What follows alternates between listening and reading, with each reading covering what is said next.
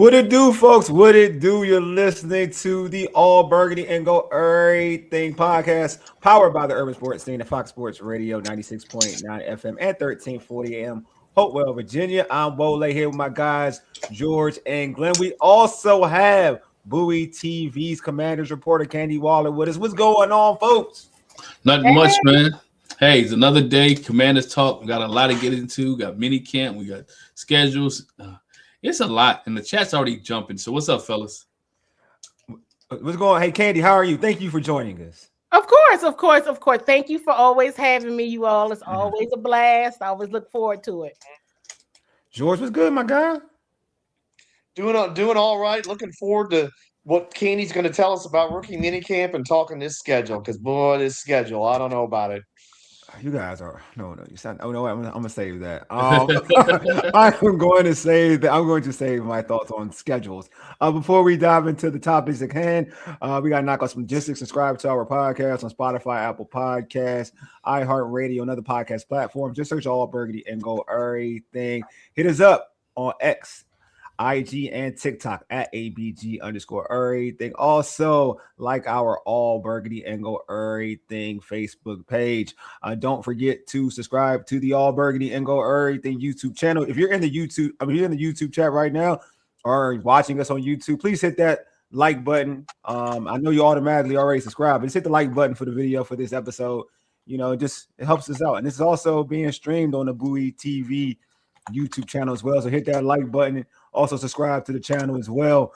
We do accept super chats. Super chats help us support our show.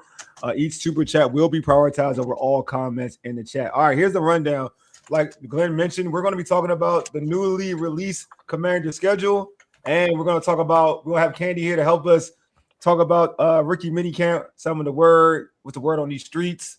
What folks talking about these rookies? How they looking? Who looks like they them or they the ones? So anyway, let's get right into it. So, hey Glenn, let's get us into this like newly released schedule that everyone is hyped about.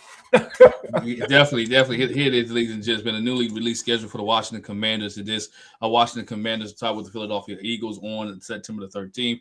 Then go to the Dallas Cowboys on September the 20th. First home game against the Super Bowl champions, Seattle Seahawks, on September the 27th. Then they go to then they also have the Indianapolis Colts, which is the international game in London, which is on October the 4th. The New York Giants on October the 11th.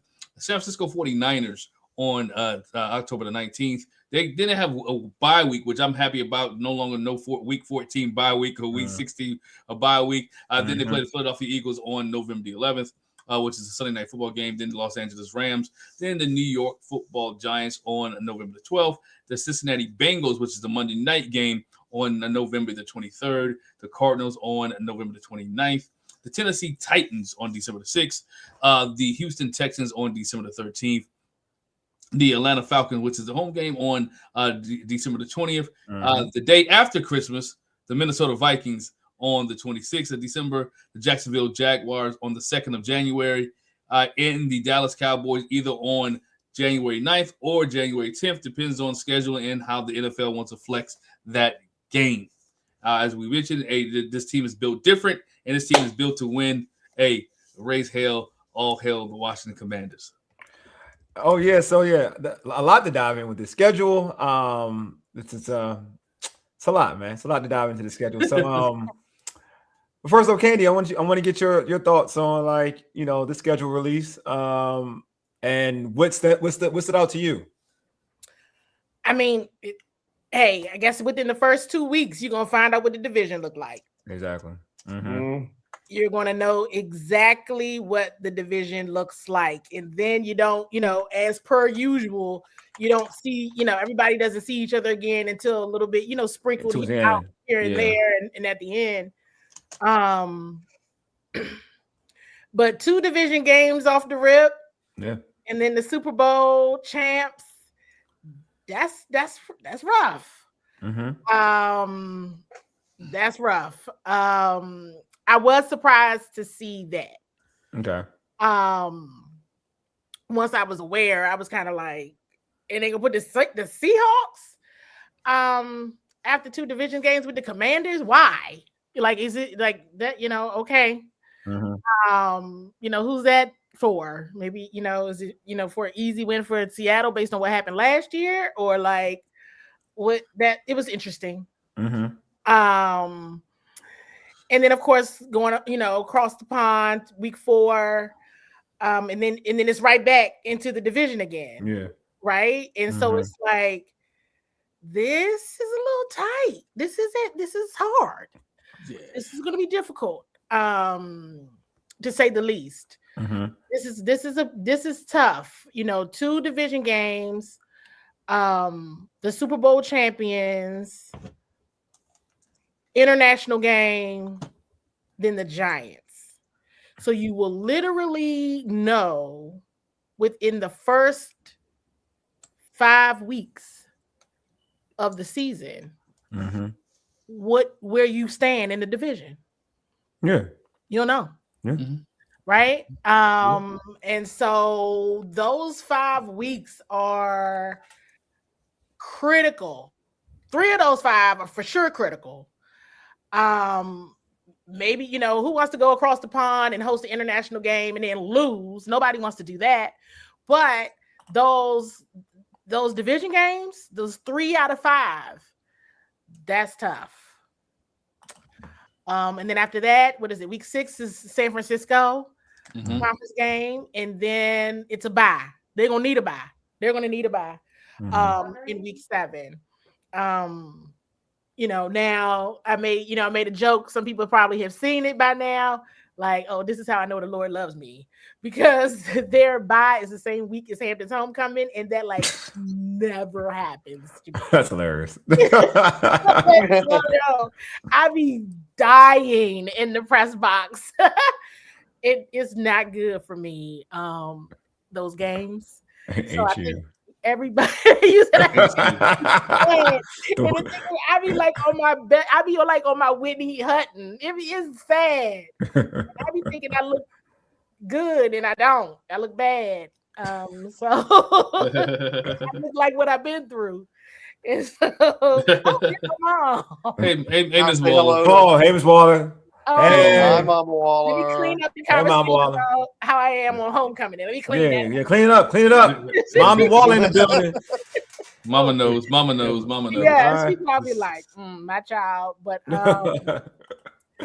yeah. So, but then you come right back after the bye and you got to see Philly. Yes. So it's like this is hard. The whole entire literally within the first 2 months of the season, you could really know whether this is it, whether this is over. Seriously. I mean, even though we kind of all knew last year when it was over, but it's like legit, like this is not it. You will know where you measure up within the division first 2 months. And like I said, those first 5 weeks, like I already knew she's probably like, not good. So,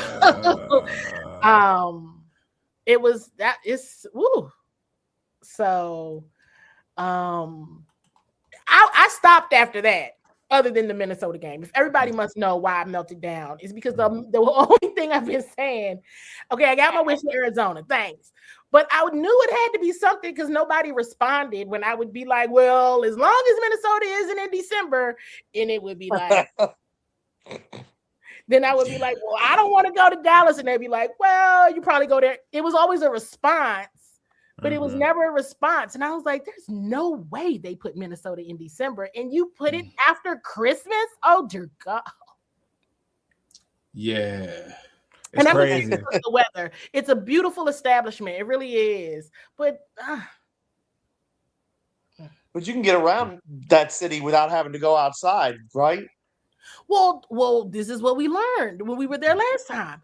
We thought that, but no, it's not quite true, because all these skywalks, who closes the skywalks on the weekend? Who does that?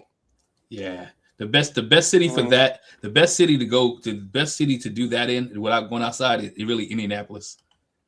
Yeah, Indianapolis is the best city that you can go do. All these skywalks can take you right to the stadium. And it's open all the time. I want to get to George. George, what are your thoughts on when you look at the schedule? I hate starting with division games. I Do hate you? starting the Okay. season with a division game. And to start with 2 is kind of even worse because, look, if you're 0-2 in your division after 2 weeks, you are in a hole. And the chances of you climbing out are not high. Of course, if they win them both, I will be doing this show, whether it's the Thursday or the pregame show, singing "Believe It or Not, I'm Walking on Air." I will be celebrating like a crazy person. I will be literally floating on air if they're 2-0. But given this team's struggles early in the season, which we've seen certainly the last 2 years, and I'm looking through the record now to see how it's been, but we've not had a great record the last 10, 15 years in opening games after being, at least in this century, very good at the start. I'm not loving that. I'm not loving because I want my division. I don't like it when they backload the division games, but starting with the division game is really tough, and 2 of them is really tough. They split the last 2 years, right? What you When they mean the first first started, year? Yeah, first start. 1-1. Yeah, 1-1. Yeah, they lost in Tampa, and then they won against the Giants. But you could argue in both cases, neither performance was very good. But And you in think the about- first, but the first tenure, I mean, the first year of the regime was other than the loss, they were good in the beginning of the season. So I mean, but I know you're right. Track record is you're right in terms of like the last some odd years. Like if you want to go more than a 2-year sample size of terms of the organization, you are right. Traditionally, this team does start slow. I'm just saying, like in the first year, you can talk about how games go and how they play, but in terms of wins and losses, but a lot of teams start slow. To be honest with you, to be totally fair, a lot of teams start off real sloppy the first 2-3 weeks. Well, and that's the other thing. There better not be no club DQ, we're going to not play our starters one series. There better be none of that this year.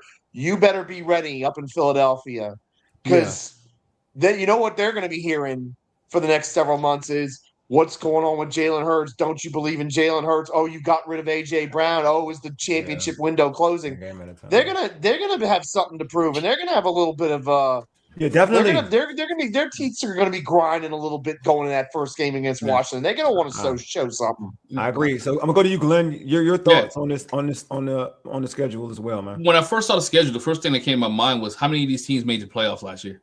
Because I looked at the schedule and I was like, man, it's 7 of the teams were playoff teams last year. When I looked at the schedule, I'm like, man, this is schedule. But I'm kind of on the same page with Deluxe, new team, new season. That's what I agree. Everything is new coordinators, right? Everything's new. But I will say this: the first 5 games are pivotal for this organization. Not this organization, but for Dan Quinn. For Adam Peters, for Jaden Daniels, right? For everybody, these first 5 games are going to let you know where the Washington Commanders are at, right? Because what happens here in these first 5 games, they're divisional. Majority of them are divisional games, so you don't want to put yourself in a hole in this divisional game. That means if you lose 4 games, you're 0-4 in the division. I mean, in the conference. Conference games, right? So you don't want that. Only conference game is not is the Indianapolis Colts. So you want to be able to have that. And Dan Quinn, George, you said it. I think I sent you guys a text earlier. Training camp and preseason games are pivotal for this team to gel together, right? You have the new offense, you have the new defense. You have to be able to have these guys play and work together. I'm to the point that you can't protect Jaden in the preseason. He needs as many reps as he can get in this offense, and they need to be able to work together. So looking at this, just looking at the schedule, it's the 16th toughest schedule in the league, believe it or not, as you look at it. But the Washington Commanders have to come out fast. They don't have room for too many errors. And I think Candi, what really also caught my eye was that you go to London. Usually after you do the international game, you have a bye the next week. That's what they don't have one. So you got to talk about the 6-hour flight, 7-hour flight from from DC or Reagan, probably Reagan, to go to London. After they finish the London game, hop back on a flight, have a day off, come back.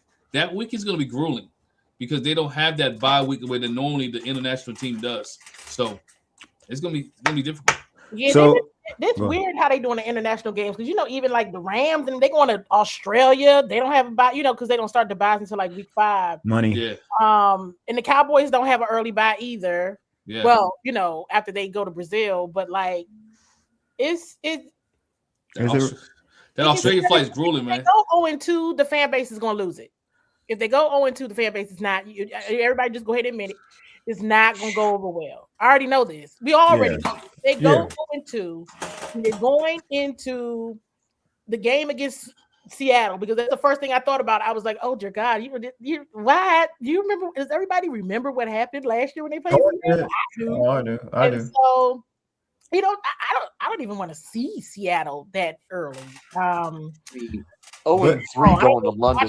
And that was at home. That was in front of the home crowd. It was quite embarrassing.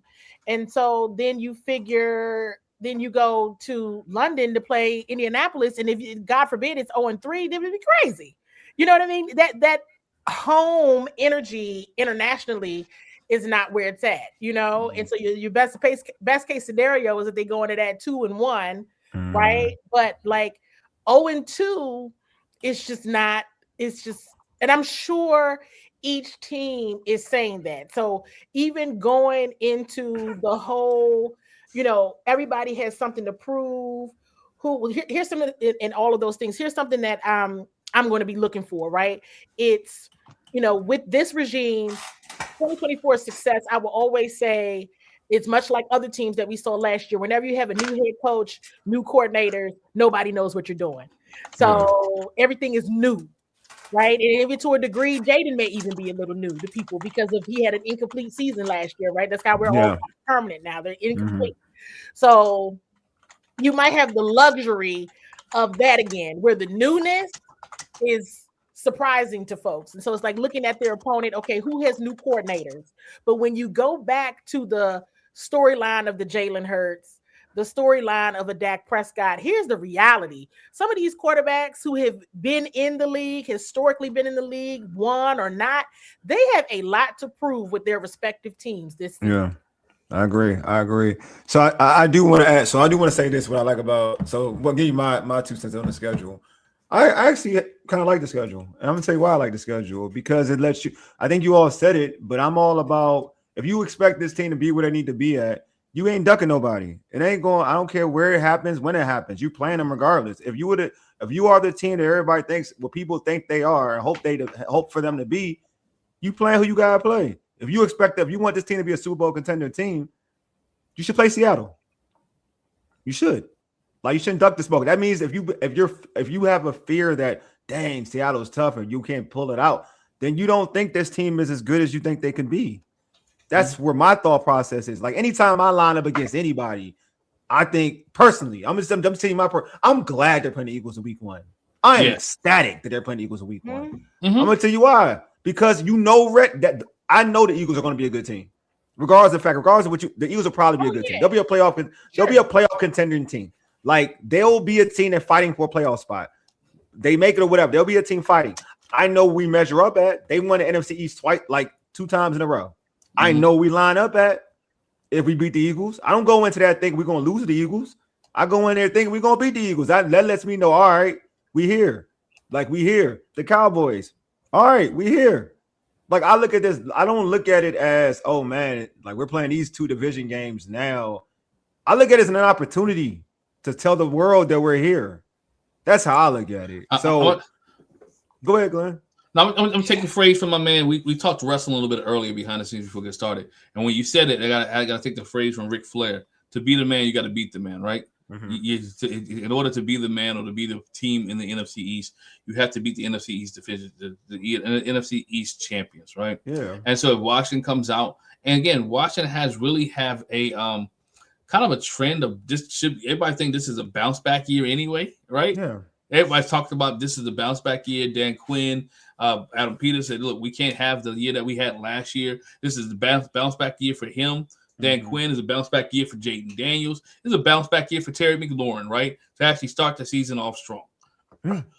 So this is the Washington's bounce back year, and why not come out the gate strong, right? Let people know that my mama used to tell me, if you're gonna fight a bully, make sure you hit him first, right? Hit the bully first. Yeah, and also I'll say this. I think the Lux part too. Like the good thing about it is we've been playing some of these teams. Unfortunately, we've been playing some of these teams hurt. Like Jaden was hurt. We didn't get to play. Yeah, Deluxe, thank you. Like Jaden was hurt, so he didn't get to play the Eagles or Jaden wasn't able to play the Cowboys in the second game. Now we get everybody. You got to see us. And Terry didn't play some game. Now everybody got to see us. Yeah, they got it. Hopefully, no injuries. Hopefully, huh? I said each one of these games are going to be wars. This is not a 6-team schedule, and I'm like, nah, this joint hard. I know. I agree. I'm just saying now. What I like about it is, like, yeah, I get to play you. Like, if everyone's healthy after camp and going into the season, I'm happy. Like knowing that, shoot, you get to see our real unit the first 5 weeks. Yeah. Hopefully, that's why I'm at. Like, hopefully. Yeah. Go ahead, George. You want to say something? George, what did you say? The issue with playing Seattle is you're playing Seattle after 2 division games in week 3. That's fine. That is not the time to be playing Seattle unless you're 2-0. But see, you're looking at it. This is the thing I'm saying. You're looking at it. The way you're looking at it is they're going. I think you're looking at it like they're going to fall 0-2 and play in Seattle, right? That's your thought process. That is. I can tell. I can tell. That's my. I can tell. Fear, so my thought process. This is my thought process. You going against Seattle 2-0 with momentum. Oh, I would take that. I would take that going 2-0 against Seattle with momentum, and them coming from coming from the West Coast to play a 1:00 game.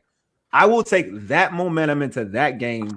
Say if you go 2-0 into that game, or even depending on the heart, even if you split the way you look in the split, I would take that going against Seattle. Yeah, I'm not looking at it going, huh? We say, Candi? Don't go 0-2. Yeah, going 0-2. I think if 0-2 playing almost anybody, to be real with you, you would feel kind of It's bad. It's regardless, bro. Real talk. Yeah, but there's and then there's the defending Super Bowl champions. I know, but they're still 0-2. You're gonna be negative regardless. I'm gonna be real with you. 0-2, you're gonna be negative regardless. And that's what I was saying. If this go, Candi, it's gonna be negative regardless. Not gonna be able to handle it. Like, let's just be honest. In May, yeah, they go 0-2 within the division. The fan base it's not gonna matter. It's just gonna unravel. It's gonna start unraveling by then. So they're gonna have to come out. They're gonna have to. There is no ramp up. Yeah. There is no ramp up. You got to play like guns are blazing. You got to play, and because all of these teams that they are playing, especially the ones I look at that's how they come in. Like that's how. So right. Yeah, I agree. I agree with this quiz. Right. So why be upset if we lose or go 0-2 first 2 seasons? Don't Dallas and Philly have to come here and play? Just beat both teams by one point more than they would beat us, guys. It ain't that bad. I just feel like I'm not. I think we're going off of, and I understand. Is like people were going off of last season. I understand like how they performed last season makes certain people doubt if they can go and start the season against divisional foes and win those games, right? I get it, but it's a lot of hope, right? We got a new defensive coordinator, new offensive coordinator, new team, players, healthy. Oh, and there's that end of it too, Wole. I mean, we're throwing a coach that's on the hot seat with 2 new coordinators. I mean, we're throwing them at the deepest of the deep end. 2 division games plus the defending champions out of the gate. But you're gonna have to play them regardless. You're gonna have to play people regardless. You ain't ducking smoke. That's what I'm saying. You're gonna have to play people regardless. There are better times to play them. No, I think it's best. I would say this: they're better. No, I'm gonna be real with you. The best time to play a team is in the beginning of the year because they're gonna have their thing going in the mid part of the season. That's when teams get ready. You get the best version of those. It's better to get Seattle now. And 3 games to Seattle in the mid part of the season, I'll tell you that much. But I also agree with that too. I mean, but they might have injuries. I don't know. They're not the same team. I mean, you gotta look at it this way. They are the. I don't like to use the word defending I don't like the word use the defending champ. No more. Right, they're not the defending champions. They're trying to get another championship, right? Because it's not the same team, right? It's not the same team that's coming. Again, I know that coach is going to have his team prepared, but he also has to play. Let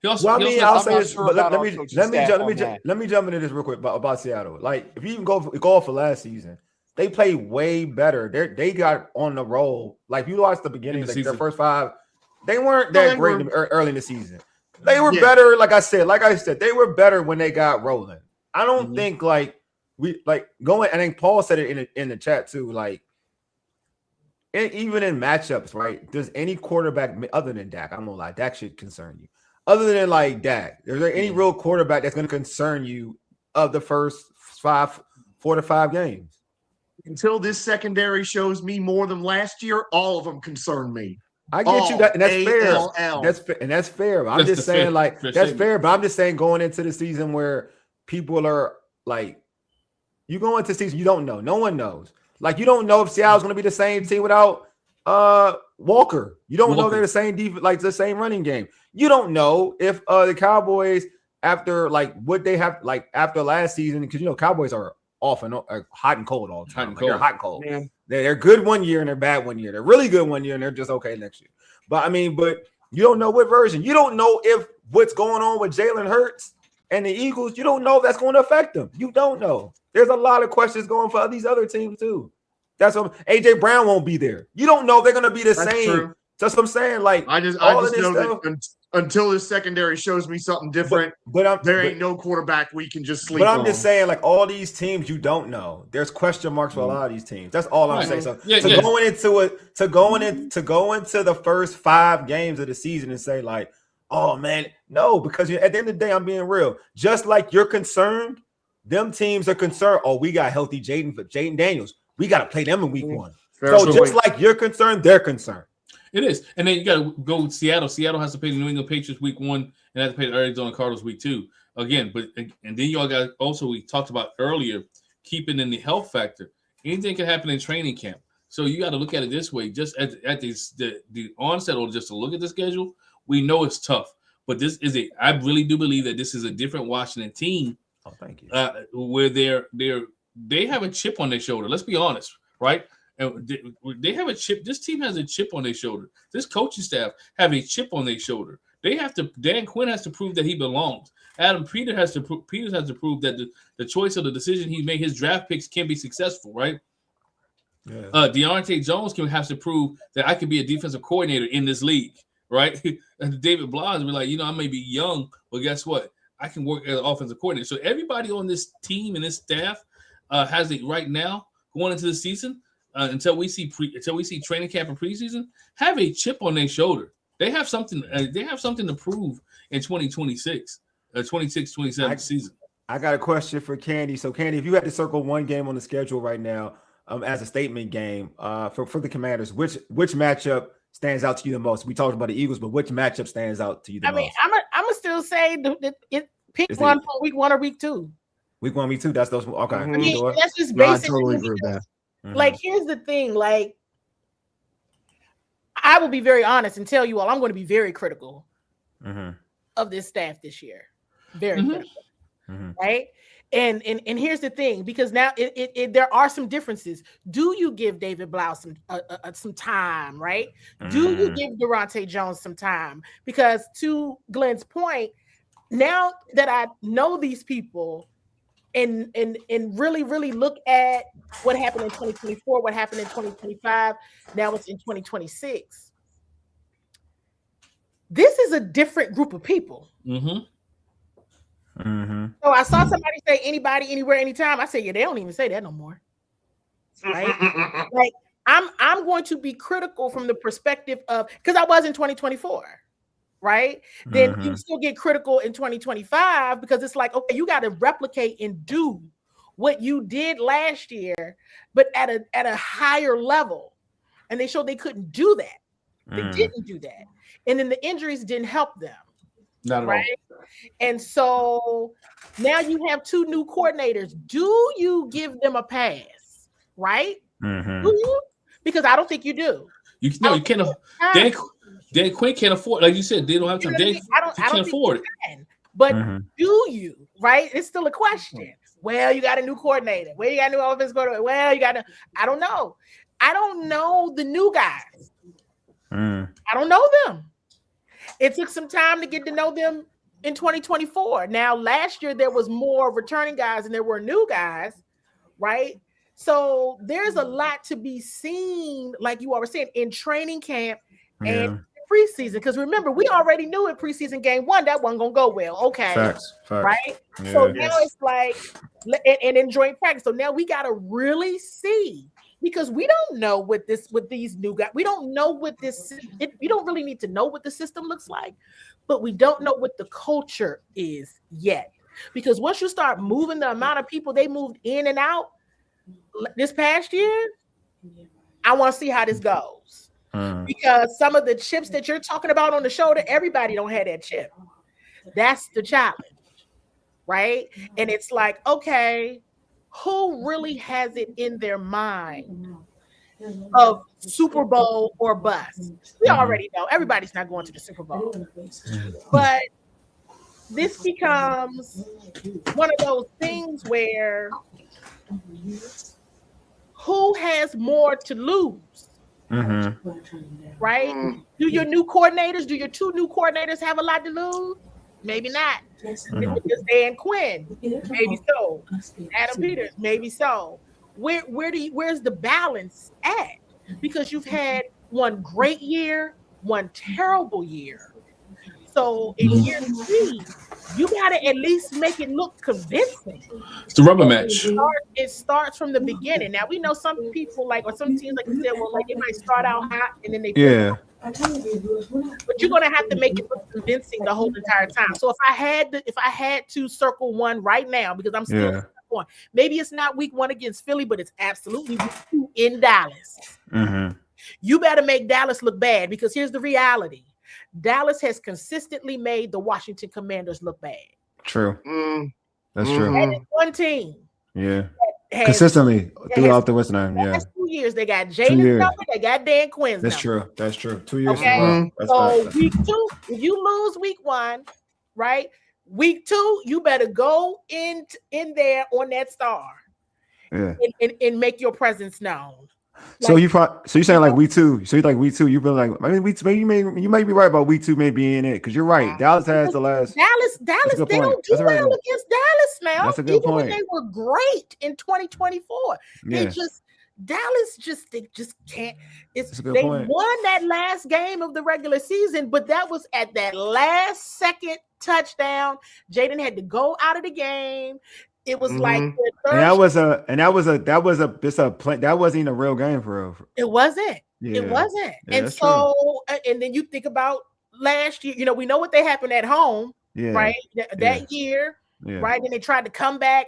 They have a hard time against the Dallas Cowboys. It's a conversation people don't really want to have, because I understand that the Commanders in Dallas are rivals. But that's why I'm like, week 2. Okay, week 1, I wouldn't want them to lose to the Eagles, but I'm gonna tell you, week 2 in Dallas, that you got to make a statement real big over there, because if you go in there and lose, you go to Eagles and lose, you go to Dallas and lose. Oh, it's just, and I get the season is long, this is that and the third, but nobody's going to care about that going into the international game week 4. They're just not. We know this already. They got to make a statement at least week 2. Week 2 is I'm getting my toys back. Dan Quinn has to go back and get his toys back from the Cowboys. I like that. We got a question from Red Zone the Lab 101. Appreciate you, fam. What's going on, my guy? Dude. What's good? The question is, which team is going to be more prepared week 1? The same can be asked week 12. Who's going to be more prepared? Coaches and coaching got to lock in. Totally agree. Absolutely. Totally agree. By the way, just imagine if the Cowboys lose to the Giants and Washington lose to the Eagles, that week 2 game will be a bloodbath. Oh, week 2 is going to be fire. Yeah, week 2. Week 2 going to be fire. I mean, I think I actually you kind of 1-0 or 0-1. Oh man, you kind of swayed me, because I was like, the Eagles game would be a statement game for me, because the Eagles have been the bullies on the block in the NFC East because they won the division. But you know what? Week 2, because you're right. They cannot The Cowboys do like really be on their neck. Yeah, the And Cowboys people don't want to admit it because it's them, and it's like, hey, look Yeah. at it objectively. Look at it objectively. They on the neck. It don't feel right. You gotta get your toys back from them people, DQ. I don't know. You left all your toys in Dallas. Get them back. I think that's a really good point because I was going to come in when I had that question. My mind was like the Eagles off the rip, like the Eagles, because like they just same here. But when you say it that way, you're right. Because even in 2024, the Commanders beat the Eagles in the regular season with that game-winning touchdown, and also they competed with them even in that Thursday night game in prime time. So they've always competed, but the Cowboys have been not even when they're not healthy. They had Cooper Rush. Something about the Cowboys, they've just been better. Like they're really equipped to be like they give us problems. They just give us problems, thorough problems. Yes. So they befuddled Jaden until that fourth quarter. Well, the Cowboys get prepared for that game. They get up for that game. Devontae Jones helps because we know that in press conferences last year, Dak Prescott made some comments that basically just said, hey, I know the people y'all got coaching over there. I don't know the personnel like that, but I know the coaches. So I practiced against them for like 4 years. So that will be different. Week 2 matters. Timothy said, I'll take Blough over Mannion. We got 5. So what else do we need? Diggs or I ain't talking about these dudes right now. I ain't talking about these dudes right now, man. I ain't even doing it. You almost had me, Timothy. I ain't gonna lie. You almost had me. Candi said something that was key though. She said, with the coordinators, they don't have time to prove themselves. The time for these coordinators to prove themselves, Candi, is in training camp, OTAs, training camp. And preseason games, because we have known since Dan Quinn has been with this team has started off slow in week 1, right? It took a 5 field goal game to win a game, right, in week 1, and then you end up losing to the Tampa Bay Buccaneers. So again, this has to be you'll see how ready Dan Quinn has his team, and I'm saying Dan Quinn because he's the head coach. Everything lives and falls on him, but this team has to be ready. I'm not necessarily win-loss. I do not care about that. I want to see the team in week 1 compete with the Philadelphia Eagles, right? Can the defense stop Saquon Barkley? That's the type of things that you're looking for. Who wins matchups? Here, you got all these D linemen. You went out and got you an edge rusher. Are your edge rushers rushing, right? You didn't pick up a safety where you got Caleb Downs who went to the Cowboys. Is the safety doing what they need to do on the defensive side? George said he worried about the secondary. Other question I have this too: is your receiver is Antonio Williams? Is he really being what he need to be as that high draft pick that you picked him in the second round, being that receiver? Those are questions that I'm looking for in week 1. If whether they win or lose, can they be productive? Because they can have a great game and lose by a point or last second field goal. You're like, dang, Washington will be like, dang, Washington played well. That's what I'm looking for in week 1. Like, are they competing with the Philadelphia Eagles, or are they getting blown out by 35? Yeah, I mean, I remember last year, week 1, Dallas and Philly played. Yeah, that was good. That was a competitive game, and that was a good game. And I actually felt like Dallas should have won that game. I was like, man, Dallas should have. The Giants almost beat the Cowboys that game with Russell Wilson too. Yes, exactly.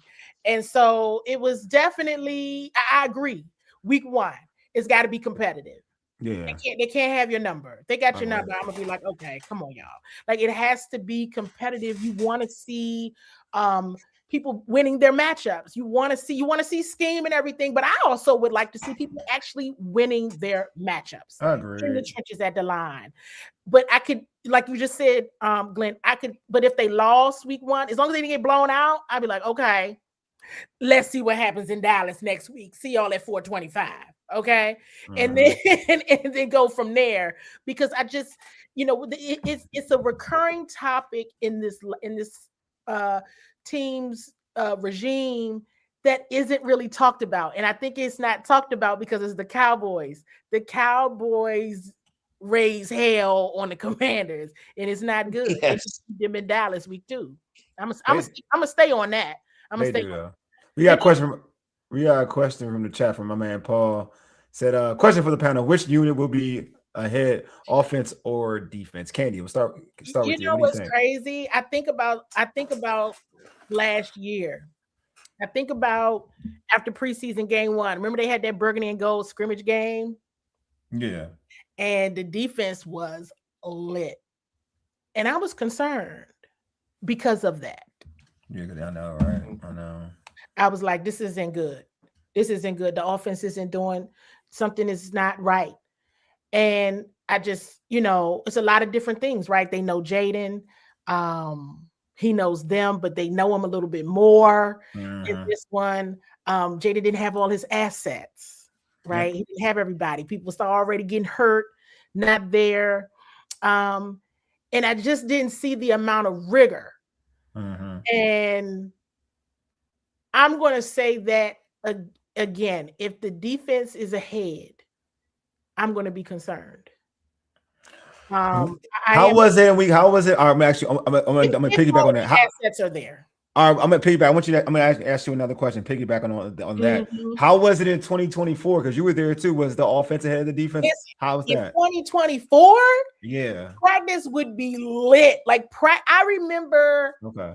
Like being at training camp and being at practice, feeling so much joy. Like these boys out here getting it. Like this is insane. And I had to even go back. Do you all remember the joint practice with the Dolphins? Because the Commanders have joint practice preseason one in Ashburn, and it was a whole big thing about Jaden throwing a pick, and I had to clean it up. I said context, no. I think it was Cole Turner, was it? It was somebody. He didn't do what he was supposed to do, and it ended up a pick. Jaden was doing his thing, and then another pick ended up happening, but Terry slipped. He slipped. And that's right. And Kendall Fuller got that one. So I was coming to bring context to the situation, but let me tell you, it was lit. It was great. Everything was great. Last year, I remember being like, wait a minute, the defense, of course, Bobby knows everything Jaden is doing.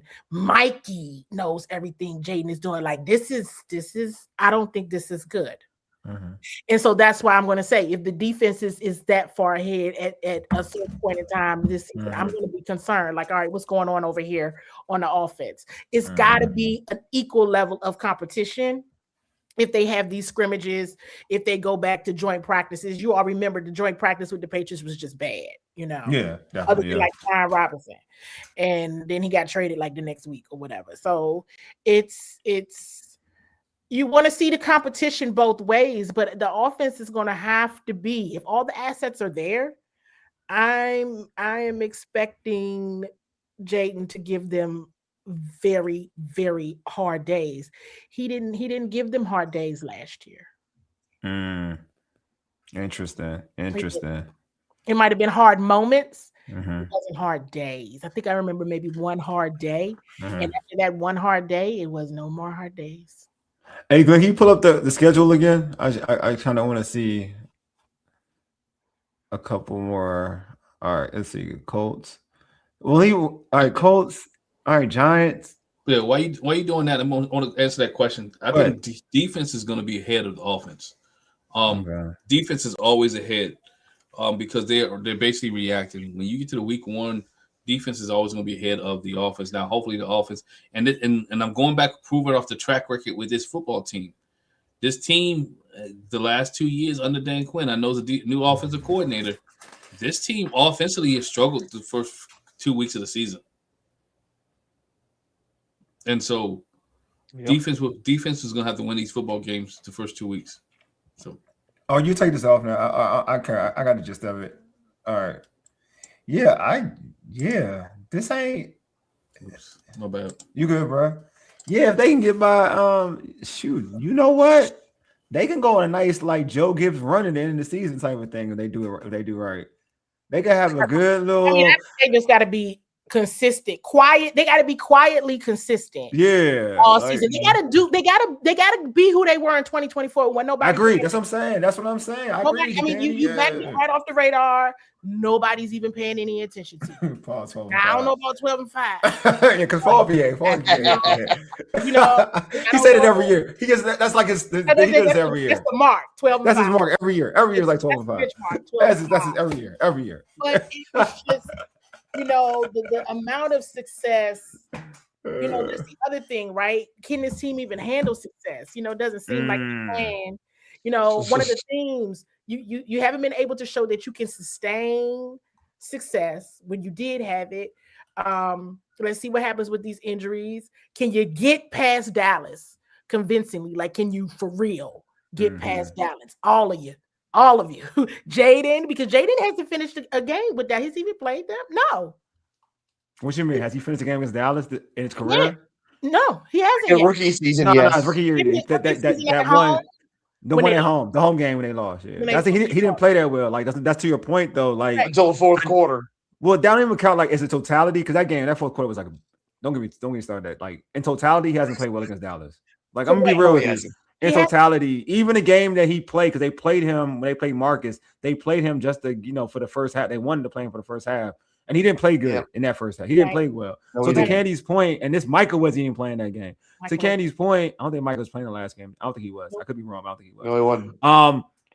To Candy's point, like that's the thing though, that Jaden really hasn't played well against Dallas. Now, granted, I will say, I want to be honest, like the Dallas, the coordinator in year one is different from the coordinator. Jaden really didn't have that much work. They have a different coordinator now. They have a different defensive coordinator now. Sure. So I don't know. That can change. Like Jaden may have success against that defense. And then it goes back to you all said it earlier, right? Okay, Michael wasn't there, but he still didn't really have a great game against them or a good game. Yeah. Now you got another one over there. Now you got Caleb Downs over there. Yeah. Run about over, and it's like your problem is it. See, and that's where I'm at with it. And I do need to hear the anywhere, anytime. I started going around asking people, do y'all still say this? Do y'all still be about this life right here? Because that's all I used to hear. Right. And so, they got to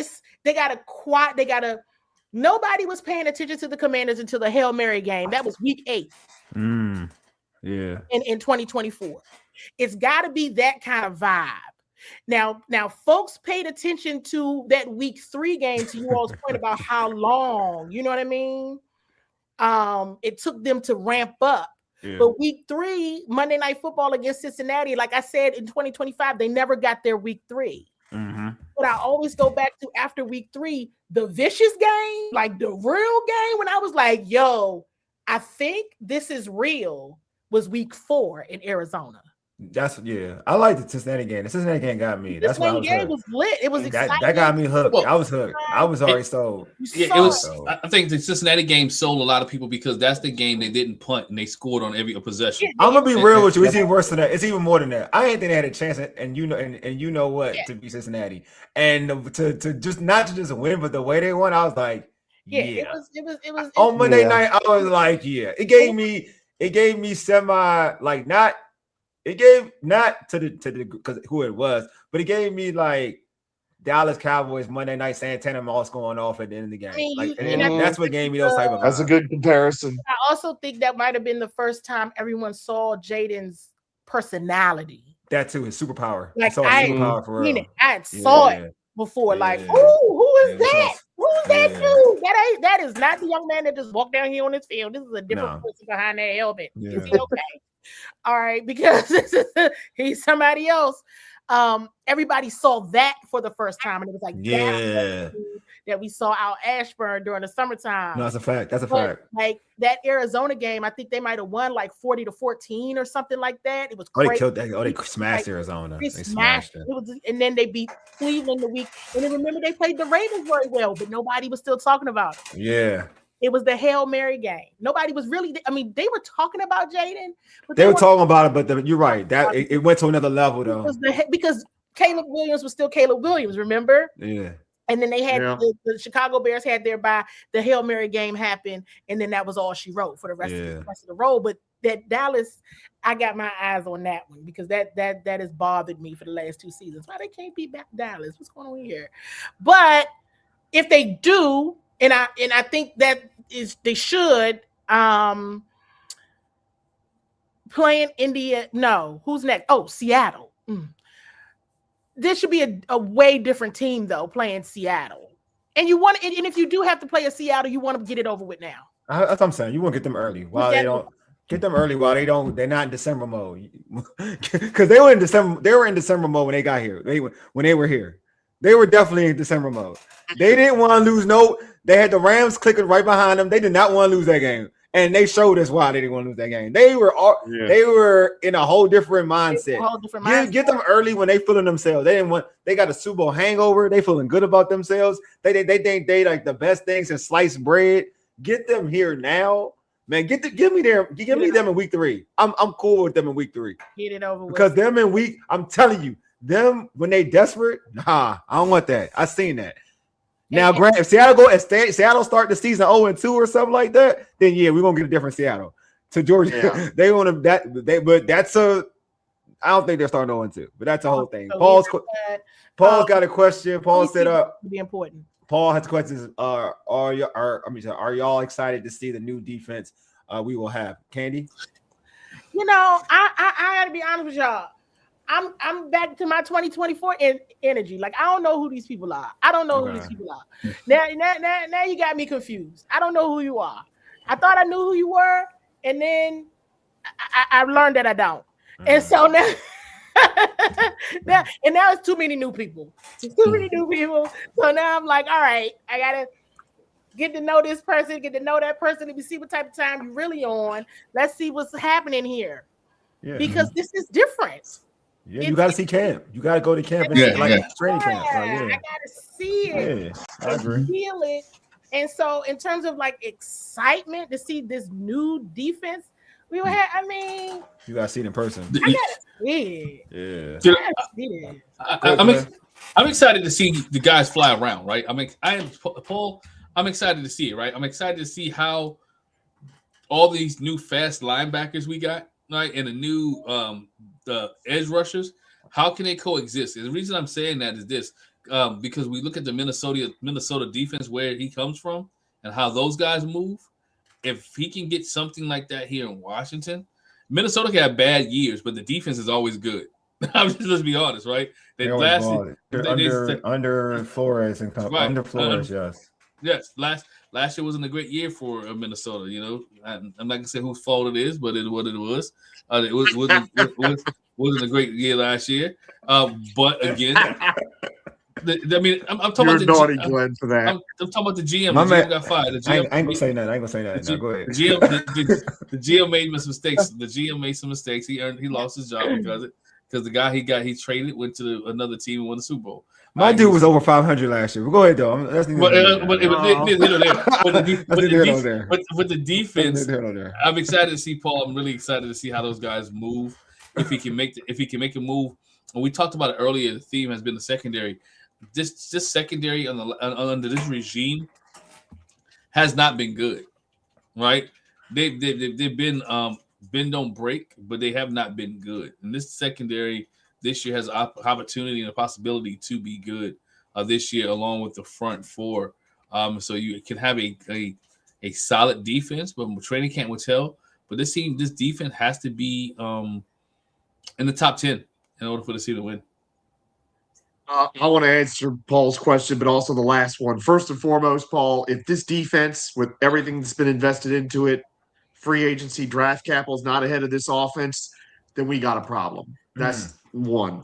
That's good. Number two, I'm excited to see this front seven because we have really put a lot into this front seven, and I think it's going to be pretty good. And it better be because, again, I'm looking at this secondary, and I am not feeling too good about it. So I am excited to see the front seven get after this quarterback, get some pressure on him, and hopefully help this back end of this defense play better. And I hope we're not, looking at these safeties and going, well, we got one good one, and the rest of them, what are they doing? Right. So, I mean, I'm excited. I'm always excited to see something new. So it doesn't really like that's always gonna be my excitement. I'm always excited to see. Like I'm excited. I'm biased. I'm excited to Durante Jones because like I mean he's from PG County, and he's went to HBCU, so obviously I'm biased. So I'm excited to see him and see what he can do. I'm excited for the young dudes. I think there's always an energy young guys bring to the table because you don't know. You're optimistic. You don't know what they're gonna bring. So that brings you excitement regardless. So you go into a situation optimistic, and you're just you hope that these people pan out, but you're excited because they bring young energy and excitement. So I'm always excited for that. I'm excited for the opportunity for some of the other guys. Like what George is referring to, like the front seven. I'm excited for like a guy like Jazon Newton, like just to see what he can do with this opportunity because I felt like towards the end of the season, he showed something. I'm excited for like Jaden Daniels. You know, a lot of people have like tried to write him off. It's a lot of haters. There's an opportunity. I feel like there's you talk about chip on your shoulder. There is a chip on the shoulder. I believe that to show folks that all right, you know, you think that I was fluke. Some people think he was fluke, regardless whatever reason that means. They think he was fluke. They do. So I'm excited to see his like, all right, let me show you it ain't fluke mentality. So I'm excited for that. I'm biased on this one. I'm a Michigan fan. I'm excited to see Mikey shut people up. There's I didn't see a lot of Mikey slander out here in these streets. So I'm excited you have Mikey on the outside. Even in a bad year, Mikey still led the team in interceptions. I'm excited to see what Mikey does, like shows people what he is. You know what I mean? Because a lot of people were like, oh, we need a cornerback. And I'm like, all right, dang, one year with a bad defensive coordinator. I said it with a bad defensive coordinator who was making everybody suffer on that defense. And we're just gonna we're just gonna throw shade at Mikey. Okay, it's all good. With the year one, nobody was saying nothing about Mikey. He was all world. Then year two, now he the worst cornerback in the world. Okay. I'm excited for that, man. I'm excited for Mikey to get that opportunity. So I'm just excited to Paul's point, I'm excited for the defense because in terms of totality, because I just think there are so many elements of the unknown, and that always brings excitement. Mama Waller, I'm sorry. Hey, good night, Mama Waller. Good night, Mama Waller. Good night, Mama Waller. Have a blessed one. Yeah, but I'm excited for that though. I'm excited because of the unknown. So to be honest with you, and I feel like every new season should bring excitement to you. Yes, like every new season, you should have that feel. I don't care if you're the Cleveland Browns, you might think this is your season. So every season you should have a sense of excitement. You know what I mean? So yeah, I'm excited. Period. And that's why I want to play the Eagles week 1. Darn it, nobody gonna tell me. I look, man. I want to beat Jalen Hurts. I love beating. I do not look, man. I want to beat Jalen Hurts. Like I ain't gonna lie. I want to be the team that creates chaos in Philadelphia. I want. What's that radio station in Philly? What's it? PIP. Yeah, PI. I want to be the reason they talk about let's get rid of Jalen. Let's get rid of. I want to be the reason. I want to be the reason. I want to be the reason that Saquon Barkley starts to look at him sideways. I want to be the reason. but you know that's one thing about the Philadelphia Eagles. That team is always one touchdown or one loss away from imploding underneath Nick Sirianni. And that's the way they come into playing. That's the way they come in and play. That they're gonna be excited too. But I think Washington's defense, going back to the defense, excitement of the defense for week 1 is that they haven't played as meaningful football games. By the time you, as a team, and you get tired of hitting on each other and beating on each other, I know that we have a inter squad, training camp, but you really do go hit somebody else. This is a great time. Week 1 is an opportunity because again, you said it. No one has seen these coordinators, right? No one's seen what they can do. I mean, everything in preseason is going to be vanilla, real vanilla. Nobody's going to have blitzes. Nobody's going to have those things. So again, going into the season, for offensive coordinator to go in blind based off what they did last year, you don't have nothing to do with this offense. And then what you see in preseason is like, okay, everybody knows that. Everybody knows that's power. Everybody knows that's counter. Like, how do they motion? How do they move out of this? Because let's be honest, Washington has the offense where there's going to be a lot of movement. There's going to be a lot of changes. There's going to be a lot of motion. And we also, I say that for later. But I say we're going to talk about the offense, but we'll talk about the rookies. Well, we got the rookies, so we're about to go back to the rookies. We're about to go to minicamp, so talk about the rookies because you might have a running back that may be taking over some things. All right, so let's go. Like you mentioned, rookies. Let's go. All right, so we can put a table on the schedule. But let's go to like rookie minicamp. So there's a lot of chatter. People are talking. Obviously Sonny Styles out there, Antonio Williams. But the vibes are high. From a lot of people. You look at the stuff on social media, the vibes are very high. So from what you saw or heard, which rookie gives you like that vibe of they ready for week one, or is there somebody under the radar that we're not thinking of? And I don't ever want to answer Sonny because that's just like the easy, yeah, right? Yeah, easy, yeah. So I will tell you, Antonio Williams made me stare. Okay. He made me stare, and I posted. I said, "Hey, listen, I tweeted it. I said this is day one of forever, but whoever said Antonio Williams is a steal, I can see that clearly." Okay. And I was like, even though he said he's a smooth operator, I'm like, nah, I told Lake Lewis, I said, he no smooth operator. He got some swag to him. He's got some, he's not smooth at all. It's a statement. Am I the only one now watching him? Okay. But he has a chip on his shoulder as well coming to Washington because of that stigma that has been put on him as not being by some people. Worth the pick because fans, let's be honest, fans didn't like that pick. They wanted bigger receivers.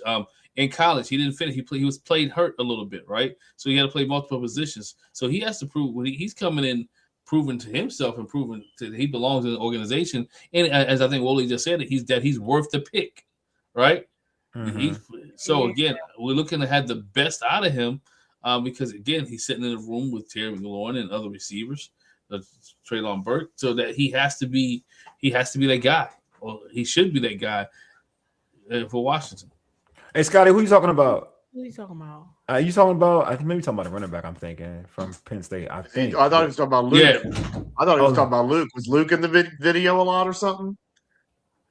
Who was in the schedule? Who? Yeah, I ain't see it. Let me. Scott, let me know. Either. So yeah, again, go ahead. Gets all the love from me after rookie camp. Sonny is the obvious answer. Wait a minute. Yeah, Bill, that many think a rookie would take his job. No, no. Oh. No. Oh, take Bill's job? Oh, you talking about he would take Bill's job? Nah, yeah, that's not. I was seeing some good stuff on social media about Joshua Josephs at camp. How did he look? Joshua Josephs is great. He's great. But I Yeah, the whole thing is Bill. So the rookie is not going to take Bill's job. I will get to that in a moment because there is a narrative out there that's not. Oh, the entire video. No, he said the entire video is Bill as the science Bill guy. is the person. That's why I was like, wait, there's somebody else I missed because Bill. No, I don't think he's talking about second job. I don't know what he's. I don't get. Yeah, I'm not sure. Yeah, I think he's getting Bill to give flowers. I think he's getting Bill his flowers.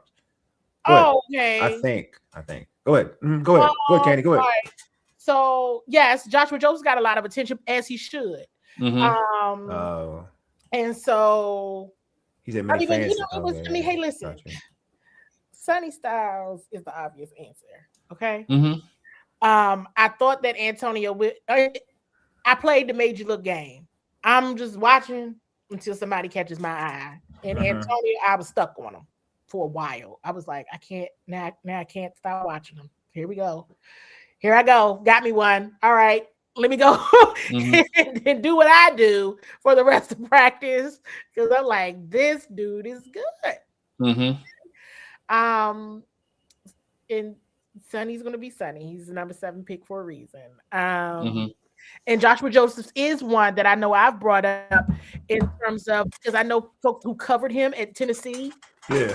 That think highly of him and just what he's able to do in terms of pass breakups, takeaways, forcing turnovers, right? Don't want to forget about, going back to the point Glenn was making, or, you always talking about with the defensive backs and overall. They're getting players on defense that know how to create havoc. And part of that is about his athleticism, his length, how long he is. Because I've even had to talk to people about that. Like when you say long, like what are you talking about? Like, is yes, the ability to get the football, like literally get it, swat it away, PBU, catch it. And he can do that. Another thing that I think is an important point to bring up is that, there are, and I literally had, I don't even know what I did with it, my rookie camp roster. Of course, non-rookies go to camp too. Mm-hmm. So yeah, there were a few, that were on the team last year. So like Carlin Vigors, Ja'Cory Brooks. I know I missed a lot of people, but I know I ended up watching them quite a bit. But yes to Joshua Josephs, but Antonio Williams is the one who caught my eye. I mean, Sonny is Sonny. I actually try not to watch Sonny because I already know what that is. So Antonio, at least try not to watch him in rookie camp. yeah. But I think and that is going to be interesting to see what happens in the wide receiver room. I wanted to bring up the Katron Allen thing. Yeah, please, bring it up. Because to my understanding, there is a narrative about how Katron was going to make the roster. There's a narrative. Oh, Yes. I don't know. There's a thing. It came to my attention that there was a narrative put out there about, how is he going to make the roster or anything like that. I have no idea why that narrative is out there. But we'll see what happens. There's like, how many backs do they have? There are a lot of backs. Somebody's obviously getting cut. You know what I'm saying? They're going to carry 4 because they always do. They always had. Like this regime has had 4. Mm-hmm. So because somebody be like couldn't they? I guess my question about that is because what round was he drafted? The 5th round, 6th round? Right. No, he's 5th or 6th. What round was he drafted? 6th. So they can. I mean, in essence, if they wanted to, I mean, they could like try to stash him in the practice squad. That's a lot of because you got Jayden's boy White, right? So it's White, it's Bill. I'm trying to think the number. It's Jerome Ford, it's Jeremy McNichols, and it's Bill and Katron. Yeah. Oh yeah, I'm sorry, Ford's not making the team. Ford's getting cut. I'm not. Ford's getting cut. I'll say it for everybody. Ford's getting cut. Yeah. So it's the McNichols one's the interesting. Yeah, that's what I've been saying. Like, I don't think Katron is the one people need to be watching. Is this a position group everybody should watch? 100%. Yeah. But I don't think it's Katron. I think it's either Jeremy or Ford. Oh, Ford's getting cut. It's like is that 4 or 5? Don't they have like in White? So it's White. How many do they have right now? They have 5 right now. I'm sure it's more than that. Once we see everybody, I'm sure it's more than that. Because even last year during camp, they had 6. They had 6 and during camp. Like, all right, let's be real. 5 is it 5 main people? I'm not going to count the others. I'm not going to lie to you. It's Bill, Jerome, Jeremy. So it's 5. So it's 5. So yes. So they keep 4 normally, right? Yeah. Oh, Ford's getting cut. Yeah, I'm sorry. Ford's cut. Yeah, I'm not going to like. That's why I'm like, I don't know where the narrative is coming from, but I do know that a narrative has been out there about him. Yeah. I didn't know that was a thing because he's basically in essence replacing C-Rock. Yes. Yeah, Ford is cut. Like, I don't even. Why are we entertaining? That's not even a thing. No, I did want to bring it up. Like, you don't even entertain those people. Yeah, I was like, they're called camp. They're called camp bodies. Those players those type of running backs. Yeah. They're camp bodies. So I do want to say this. Add this, like, for me, like, I don't get fixated on I just need to see you compete. So like you're easy to look impressive when you're wearing like jerseys with no pads. Yeah. You know what I mean? I missed one. I don't even know who Henry Jr. Henry Jr. Oh, isn't that the kid from last year? Well, I mean, again, he's like a miscellaneous. Henry Jr. is not making this team. I'm not even worried about him. Yeah. So like, I don't get fixated on like. I need to see. I'll actually be real with you, Candi. I want to see what you like to see. Like, I want to see how these individuals look at not even like training camp and like a joint scrimmage. That's when I know. Yeah. Who's going, like, even I'll get to know who you really are. Like, that's even Sonny. Like, that even includes Sonny. Sonny Antonio. I need to see how you perform against said players on the opposition, like in a scrimmage matchup. If you can beat your man, or you can shed tackles or whatever it is against the opposition, then I know that you're ready. Like I know what you can do on week one. You know what I mean? Like I need to know what you're going to do against the opposition.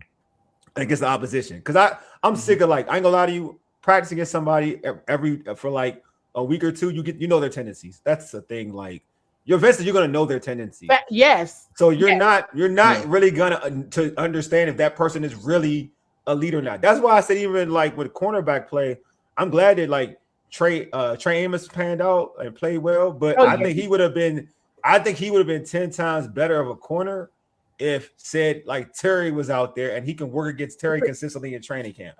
You know what I mean? Yeah. Like something like that. But again, I'd rather you perform, or I'd rather you see how you play and how you move against somebody on a different team. If I know that you can compete against somebody, I'm sure when you saw Trey Amos on scrimmages was totally different, like than what you saw against his counterparts at Ashburn. Because remember at Patriots camp, I was like, oh, clearly they was like, oh, you like this rookie? Drake May was eating them up. Yeah. And I was like, no. But that's the way it was. Like, oh, I see y'all tweeting about your boy. Check this out. Like it was intentional. Like, oh, is this the best corner you got? Bet. It was a whole different world. So yes, Robert Henry Jr. Yeah, but yes. Because he was undrafted. I definitely wasn't considered undrafted. Yeah, practice squad. That's what I'm talking about. Practice squad. So I was only considering the drafted and the free agent. Yeah, I got you. But yeah. So Dolphins preseason game 1, joint practice in Ashburn.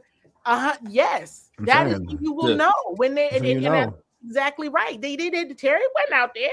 Yeah. Noah wasn't out there, so you couldn't even have, you know what I mean? And so, and I mean, we saw him against Debo. Remember, that was one of the things that I liked when I saw OTAs. I was like, yo, Debo didn't even see him coming, and he did. You know, that's when I was like, oh, maybe look, Trey Amos, he a dog. Okay, he just gonna run over. But those are the things you need to see, because yes, and going back to that point,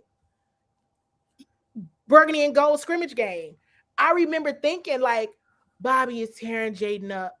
Mikey is tearing Jaden up. They know him. Yeah, it's tendencies. They know him. They know his tendencies. And now, would it make him better? Sure. Yeah. But he, but then you got Patriots and you're like, ooh, this isn't going well. But right? But on the flip side, so what you said, but like you said that on the flip side, for Jaden, but on the flip side, because they're used to Jaden, now when they play another offense, you saw how they struggled. You know what I mean? Like all of them struggle. So it's like that's why it's the best tool to evaluate an individual or your players on your team, in my opinion. Yeah. When is to really see them in joint practice or a joint scrimmage, because now you know how they move against a real competition. There's a different element when it's real competition, when you're going against the opposition rather than your own. When you're going against your own, it's good to like sharpen the tool in terms of practice and getting your technique set. But when it's time to compete, you need to go. It's always, I don't care what level of sports you play, it's always better to scrimmage against an opposition, because you get to learn a lot more. You learn more about yourself and your team that way, rather than just practicing against your own. And they need to do the 2 joint practices. They got to. They need to do it against. It's already set against the Dolphins, but their preseason game 3 is against the Ravens. Last year, remember that got canceled because of the spacing of the games. The games are not spaced that way. So I'm like, y'all need a joint practice against the Ravens too. You need that. They need that. And because you're exactly right. And they need it for their film. And they needed to understand, how to get better, because it wasn't good. And it wasn't good against the Patriots. And you saw the response was, let's do this Burgundy and Gold scrimmage game. But that's when I was like, okay, something is off. And then it goes back to the point of time on task. How much are these players going to be playing in these preseason games? Because that time matters. And if you need to be starting out fast, if you have every intention on being 3-0 so that your home team in London is lit week 4, then I would recommend play a lot your of preseason. starters play. Yeah, that's true. You don't necessarily have to play every all game, No. but you need to be playing at That's least a a good point. quarter or a half, right? Well- in preseason game 1 and or 2, because it wasn't pretty. It wasn't nice. And No. maybe you do a couple of things, in and out, whatever. It's just, we all talk about the we just saw the difference with the time on task last year. That was a huge thing, and we know it's very important for Jaden's success. He needs that time on task. But I want to say this. It's going to be the competitive nature. How quick can you get all 53 guys, or quote unquote, to be competitive against each other, right? And especially when they have that joint practice, how competitive can it be? I want to see a fight, right? At joint practice. They don't be fighting. I want to see arguments at joint practice. I want to see guys showing off, because that shows the competitive nature of this football team, right? Show the guys guys care. I want to see. So that'll be interesting. Not to cut you off, but that will be interesting. Who are the fighters? Because now they done got rid of the fighters are not there. But that's what I'm saying. I want to see I'm gonna use Wole. Who got that dog in them? You know what I'm saying? Which players got that dog? I'm not talking about the nice guy to go do the charity events and all that. That's fine. But who has that dog in you that, you know what? I'm going to play at the top level, and I'm gonna go to 100 miles per hour. Or all gas, no brakes. All gas, no brakes. Check. Who's gonna do that? You know what I mean? Johnny Newton would be nice.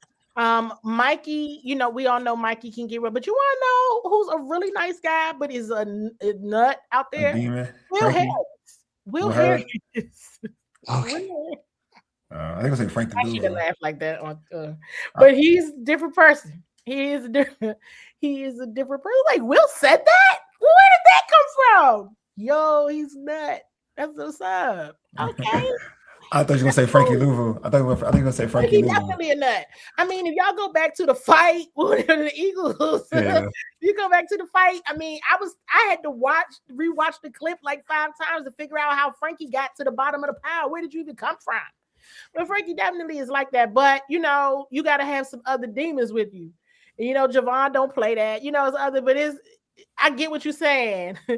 And, then that goes back to the brotherhood, the culture, this is my teammate. You're not going to just, because you're right. A fight did break out with the Patriots. That was Marshawn, right? Keep up that smoke. Yeah, that was Marshawn. And then the fight did break out with the Dolphins. That was actually Jonathan Allen. That was Jonathan Allen. Oh, wow. And that got real quick. And that was a mess, actually. Yeah, so you're right. Joint practices, yep, they do. Yep. I mean, you're supposed to fight. That's what's up. You're supposed to. Why? I mean, if you don't fight it, if you ain't fighting in a joint practice, it ain't really a practice. Ain't really a practice. No energy. You gotta fight. You gotta, like, I'm being real. Like, that means you ain't really putting in that real effort. Like, you're supposed to, because at the end of the day, it's practice, right? It's a joint practice. So if you're intense, people are going to feel a certain way regardless. They're going to feel like, yo, why are you so intense? Vice versa. So yeah, if you ain't fighting in a joint practice, you ain't putting in the real work. So I'm all for like that type of energy personally. I love it. Like, when you look, man, like if you ain't smacking somebody helmet around or whatnot, why are you here? Like, we got to know that we getting ready for week 1. We ready for war. Week 1 is a war. We're getting ready for week 1. And I do like what you said, Candi. And it goes to something George has always kind of touted, even from last year. We talk about playing preseason, but the importance, because you look at the schedule, and I'm just going back a little bit back to the schedule. You look at the schedule, and people like knowing that you have challenging teams, or what we all perceive to be challenging teams, the first 3 weeks. It's very important to to what you say, Candi, to really take preseason serious and really have these dudes play preseason. And that's including Jaden, that's Terry, that's your defensive players, like knowing that and especially you're going and having a new season, a new offensive coordinator, new defensive coordinator. Honestly, I'm not gonna lie. I think somebody said this in the chat, and I kind of agree with it. It's kind of pulling off 2024 vibes, right? Because everything's new. Like you got a new DC, you got a new OC, right? Coming into the same new, like you still got the same quarterback, but the quarterback in a way is kind of doing his rookie year all over again because he's in a newer system. Right. You got players who now, like, some players have to prove it. There's like, oh yeah, you gotta show us. Like, to me, like in that year, Terry had to prove to a lot of people that he was warranted of being a number one wide receiver, right? Because if he had a lot of flack for it. Now going to what happened with the injury, he has now people like, hey, you got to prove it now, bro. Like, you got your money, you got to prove it. There's a lot of there are a lot of comparisons to 2024 for a lot of these players coming into this season. So I do think that that is a good thing because we saw how special 2024 was for us as fans. And to see like how that environment was, like there was us against the world mentality. Yeah. And there is something about you get to the NFC Championship game and you feeling real comfortable. You feeling real comfortable, right? You got people like me saying we're going to the bowl. Right? You feeling real comfortable. Like you're real comfortable. Now it's like people ain't they now that comfort level is gone. People don't have that same expectations for you. They don't. Right. They don't have the same expectation. Now it's more hope than guaranteed. Now people are more like back to like 2024. It's like I just want to compete. I want to contend for a playoff spot. I'm going to try to make the playoffs. That would be a good year. So now it's kind of like back to like the 2024 vibe where I think there's that hunger that we missed in 2025 because people were getting real comfortable in 2025. I'm not gonna lie, I seen some of the videos when they went viral. I seen people how they strolled to the locker, strolled to the stadium. They were looking real comfortable. Folks looking real comfortable. That's what I'm saying. They're looking like, yeah, we arrived. And not here, buddy. Nah, buddy, you didn't. I want to see what Paul's comment about the differences that we are younger than 2024, and that is my another underlying thing that I'm looking for. Because here's the reality. He said 29, 24. Oh, 29, 20. I know what you said. Ain't none of us here then, man. Because even I started 29, 24, and I ain't got my glasses on. Back to the Future, Paul. You all Back to the Future? What you doing here? Go ahead, Candi. With being younger that you're younger now than 2024. That's my underline. Let me see if this means what I think it means, because here's the other thing. Yes, you're younger now, but that doesn't necessarily mean you're better. Because there's something to be said about experience and discipline. And there were a lot of veterans in that room that they were the part, right? Because they understood the assignment and what every day requires. So I am now very, very interested in being like, well, who is that example now? Who are the examples? Because when you talk about culture and once you start taking pieces out of a system that you were actually needed for that to happen, way more than people realize, people inside know, but this is going to be interesting because there's people that I do know there. And that's why I'm bringing this up. So I'm looking at the people that I don't know to be like, okay, who replaces who? You know what I mean? Who replaces who in terms of the culture? Because you brought people in that really understood because of who they had worked with in the past. Let's keep it a buck.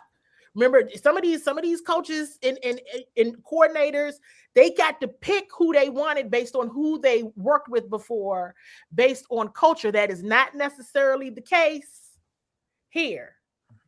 So it will be interesting. This is something that we all need to be watching. Use your clues. We need to be watching because younger, faster doesn't always mean more mature, doesn't always mean more disciplined, doesn't always mean better. They absolutely going to be faster. You know what I mean? And I want to also say, yes, being in a winning culture is not the same as being the active contributor or the leader in said winning culture. But so this is going to be interesting because remember, people came in the room and you knew they were leaders. And because of that level of respect, people treated them accordingly. I know this. So you automatically, what do? You follow the leader. So now it becomes, who's the leader? Because, hey, listen, Jaden relied on a lot of people who are not there. It's true. I'm going to just go ahead and put it out. I'm going to say it. And when he needed them the most, they were there. They knew what to say, things that his coaches couldn't say. Now, Marcus is still there. Zach will more than likely be back once he's feeling better. I mean, you know, and he could just come back to just help out or do whatever he liked to do. But, you know, it's just, that is something to be paying attention to, because here is the reality. Nobody knows what that looks like. Right, but you have an opportunity for some of these guys who are coming up from the different teams and cultures where they couldn't be that leader, and they have opportunity to be a leader in this organization, right? That goes on Dan Quinn, that goes on Durante Jones, that go on David Blough. We already know who's a leader on the offensive side of football. That's it is what it is, right? Who are the leaders? This defense is new, right? You're gonna have to. The defense is new, so you're gonna have to have those guys to step up and be that leader. But again, it goes to Durante Jones because he's the leader of the defense. I said this for years, and I said this on this podcast for years. Teams, whether it's offensive guys, will take the persona of the offensive coach. Offensive coordinator, defensive guys will take the persona of the defensive coach, and the team will take the persona of the head coach. So when you see how guys' body language is, how they move, how they go in training camp, how they maneuver between when the horn blows, those are things. The sense of urgency are the things that let you know that it's going to be a good football team or not. And so that's what you got to be. That's what we're going to have to be looking at. And who is that vocal guy on the 7-on-7 or the vocal guy on the 11-on-11? Who is that guy that could be, you know, that people are respecting? Who's the guy that come out first to practice? Those are things that when we at training camp that you're looking for, because again, there has to be a new staple on this defense, you know. So that defense and the new staple in the head, but the head dude has to be able to set the tone, and it's all going to fall on Durante Jones. It's going to be interesting to see how it shakes out. I mean, I wholeheartedly believe, and I always go back to the captains of the postseason. That captains of the postseason was a very real thing, and it meant way more than others than people might realize. The captains of the postseason was real. So you still got them, right? You still have Jaden, Terry, Revo. Was Sam Cosme, wasn't he like a captain? He wasn't? Okay. Nope. Captains of the postseason: Jaden, Terry, Revo, Zach, and Bobby. Gotcha. And so that was a very real thing. And it was something that I tracked all that season as a storyline because I was having this conversation then. But you knew who the people were coming in. You knew who the veterans were. You know, these were names that were known. And so even like may not be as known, but you know that they're great players, and you know that they have speed. You know that they'll do whatever the coach tells them to do. You know, Charles Omenihu, when I asked him, he talked about discipline. But this is going to be interesting. It is going to be something that I'm watching because it is something that is very important for this to work. Yeah. And for people, to stay grounded. And it'll be interesting. It'll be interesting because here's one of the things that many of the guys that they did bring in, nobody has talked about them as leaders. But it's got to be one of them because those are the veterans, like Nick Cross and I will say this. Leo Snow. Somebody's got to illuminate, we would hope, but they didn't come in where one of the things that their team or teammates said about them was that they were leaders. So, yeah. I will say this, though. Like one thing, the goal is in any organization when you're doing a rebuild and you have vets, like the goal is that you have your vets in for a period of time, wherever that is, and then the young people they learn from the vet and they become leaders. You have to give them that role eventually. That's what happens in all sports, right? When you have a younger team. Like for me, for instance, I'm like a Laker fan, whatever, and even the rebuild, with like we'll go back to Shaq and Kobe, where they brought in like the Brian Shaws of the world, like and he was a mentor to like Kobe and Shaq, like, and even Brian Shaw when he was in Orlando was a mentor to Shaq when he was down there. So, but again, eventually you phase them out and then they learn to lead. Like then now they learn to lead because they didn't know how to lead before, but then they learn to know how to lead. So the goal is when you have great leaders or great captains, is that once they leave, hopefully they've taught you enough. And they've taught you enough, and if they've done their job for real talk, and you are receiving of the information, you can take that on. You should be able to. Well, you should be able to if you have that gene. And I do believe that they're got, like Jaden has that gene. So I'm not gonna like Jaden has that gene. Postseason. So Jaden, Terry, those are your 3. Yeah. You need 5. Yes. That's for that to work. For that to work. Y'all want to see that again? Yeah. Hey, I'm keeping that up. But on the defense side, over there. but on the defensive side of the ball, you're gonna need somebody. Like they're gonna be. Hopefully, there's somebody that steps up. Like I do think that with Glen's point though is that you don't know who can lead unless they get the opportunity to lead. You know what I mean? Like you don't know when you have a leader there. Like you don't know if that person's ready to take the lead because obviously there's the leader. So you can't go in front of the leader if there's the leader, right? So when you get the opportunity to lead. It's the opportunity to see if you are ready to lead. You know what I mean? Like even like Jaden's always going to lead the offense because Jaden's the head of the snake on the offense side of the ball. It's good to lean on like Zach and whatnot, but Jaden's as the quarterback, you're always deemed the leader. Like it is what it is. But like on the offensive side, on the defensive side of the ball, it's those guys who've been in the system for a while. It's time for them to lead. I think Paul said it in the chat. Like it's time for like a guy like Mikey to lead. Yeah, it's time for guys like that to lead instead of like it's time. If you ain't on that level of trying to lead now, then you're not gonna reach the levels that you want to if you want the younger guys. And I'm not saying that as a Mikey guy. Like I'm a Michigan guy. If you're not ready to lead Mikey, then you ain't never gonna get the level that you want to be as a football player. So like that's the thing, like because you've been under good leadership, you've been under good leadership. So if you haven't learned from those guys, those vets that were on this team, then you ain't take advantage of the situation. So, but now it's the opportunity because now those said leaders are gone. It's time. You shouldn't and I'm being honest. You shouldn't have to rely on an older vet now to come in and be a leader. You should now because you've been in-house in this system under this new era of Washington Commanders football. You've been here. You're a draft pick. You've been here as a starter. You've been a vocal point on this defense. It's time for you to be a leader on this defense. Hey, Deron Payne should be a leader on this defense. We know like, he's not. I know he's not, but you know what I mean. But you learn but especially like I'm gonna be real, especially, and I'm putting Mikey out there. I'm definitely pulling him out there because he was a draft pick. He was a second round pick for this team. He's supposed to take that lead as a leader. Like he's supposed to because they drafted you. This regime drafted you. You got an opportunity to see Bobby, see Marshawn. You've seen all these individuals. Like you have an opportunity, regardless of where they were at. Like those people have seen it all, done it all, whatever. They've been in the big game. They've done it all. Like you gotta learn from them dudes. You had to, like if you ain't learned from them, then that's shame on you. But you do need the I will to Glen's point. Now you have the opportunity to show if you're a leader or not. You know what I mean? This is what it is. You get the opportunity. You know what I mean? And we don't know if you can lead if you don't get the opportunity. Yeah, it was the whole idea behind the captains of the postseason. The players voted. Yeah. They voted.